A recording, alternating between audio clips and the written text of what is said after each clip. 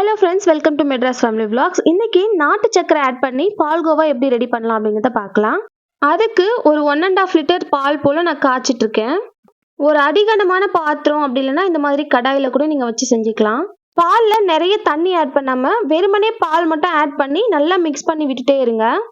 Already காய்ச்சி ஆற வச்சின பால் இப்போ கடாயில் ஊற்றி அகைன் நான் காய்ச்சிட்டு இருக்கேன். அடிகனமான பாத்திரம் இல்லை அப்படின்னா நீங்கள் குக்கரில் கூட ட்ரை பண்ணலாம்.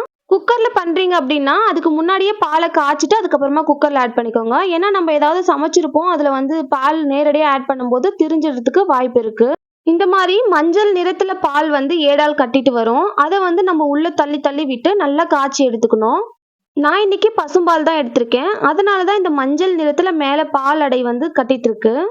பேக்கெட் பாலில் கண்டிப்பாக இந்த அளவுக்கு மஞ்சள் நிற ஆடை கட்டாது. நல்லா ஹை ஃப்ளேமில் வச்சு நல்லா கொதிக்க விடுங்க. அப்போ தான் இந்த பால் அடை நல்லா கட்டி மேலே திரண்டு வரும்.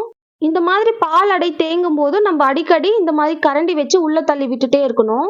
பால் அடையை மட்டும் உள்ளே தள்ளி விட்டுட்டு அப்படியே விட்டுறக்கூடாது. நல்ல பாலை நல்லா முழுமையாக கலக்கி விடணும். அப்போ தான் கீழேயும் அடி பிடிக்காம வரும்.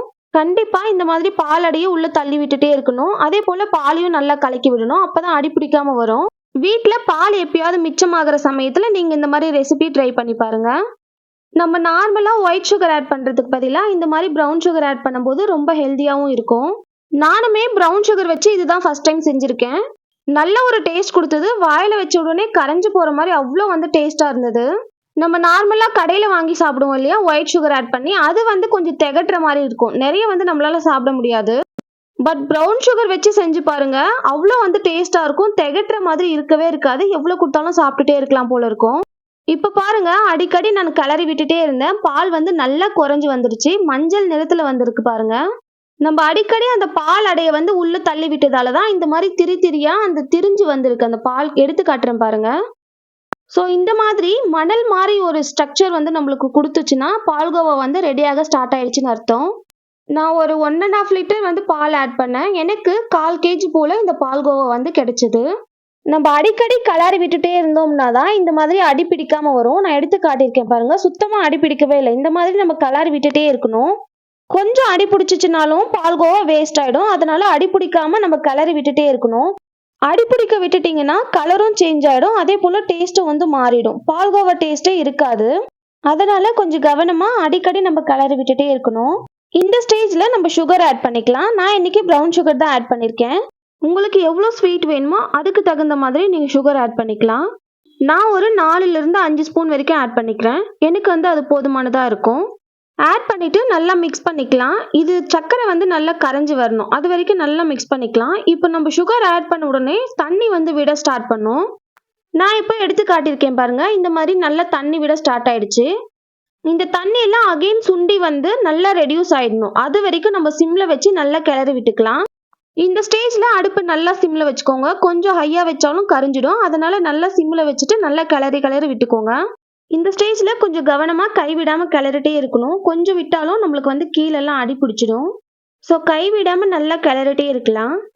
நம்ம எப்பயுமே அதிகமாக ஒயிட் சுகர் தான் எடுத்துப்போம். இந்த மாதிரி நம்ம வீட்டில் பால் மிச்சமாக இருக்குது அப்படின்னா அதில் ப்ரௌன் சுகர் போட்டு நம்ம ஒரு பால்கோவா ரெடி பண்ணிடலாம். நீங்களும் ட்ரை பண்ணுங்கள்.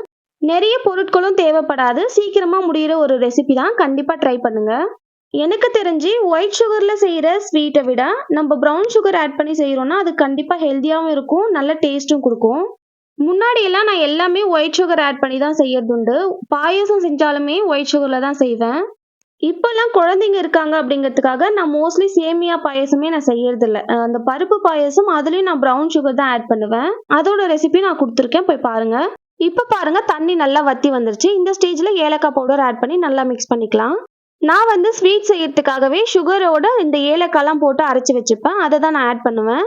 அதுக்கப்புறம் நெய் ஒரு 1.5 டேபிள் ஸ்பூன் போல் ஆட் பண்ணிக்கிறேன். நெய் எதுக்கு ஆட் பண்ணுறோம் அப்படின்னா ட்ரை ஆகாமல் இருக்கிறதுக்கு தான் ஆட் பண்ணுறோம். சூடாக இருக்கிற வரைக்கும் நல்லா சாஃப்டாகவே இருக்கும். ஒன்ஸ் ஆற ஸ்டார்ட் ஆயிடுச்சுன்னா ஒரு மாதிரி ட்ரை ஆகிடும். அதனால தான் நெய் ஆட் பண்ணிக்கிறது. உங்களுக்கு கீ ஸ்மெல் பிடிக்காது அப்படின்னா கண்டிப்பாக நீங்கள் ஆயில் கூட ஆட் பண்ணிக்கலாம். ட்ரைனஸ் இருக்காது, அதுக்காக தான் இந்த மாதிரி ஆயில் கீ எல்லாம் ஆட் பண்ணுறது. ஸ்மெல்லு இல்லாத ஆயிலாக பார்த்து ஆட் பண்ணிக்கோங்க. Refined oil okay. அது தவிர்த்து இந்த கடலை எண்ணெய், தேங்காய் எண்ணெய்லாம் வேண்டாம். அவ்வளோதான், ஹெல்த்தியான டேஸ்டியான பால்கோவா ரெடி. நெய் ஆட் பண்ணுறோம் அப்படிங்கிறதால நல்ல சாஃப்ட்னஸ் மெயின்டைன் ஆகும். நீங்கள் ஆயில் கூட ஆட் பண்ணிக்கலாம். கொஞ்சம் கூட அடி பிடிக்காம அந்த ட்ரைனஸ் இல்லாம அழகா வந்து பால்கோவா ஹெல்தியான ஒரு பால்கோவா வந்து ரெடி பண்ணிட்டோம். இப்போ நம்ம சும்மா கார்னிஷிங்காக ஒரு பவுல்ல மாத்திட்டு இந்த பிளேட்ல வந்து நான் மாத்தி காட்டிடுறேன்.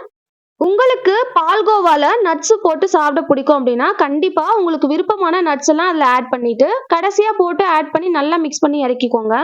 நான் இன்னைக்கு எந்த நட்ஸும் ஆட் பண்ணல. கார்னிஷிங்காக மட்டும் சும்மா கிரேட் பண்ண பாதாம் மட்டும் ஆட் பண்ணியிருக்கேன்.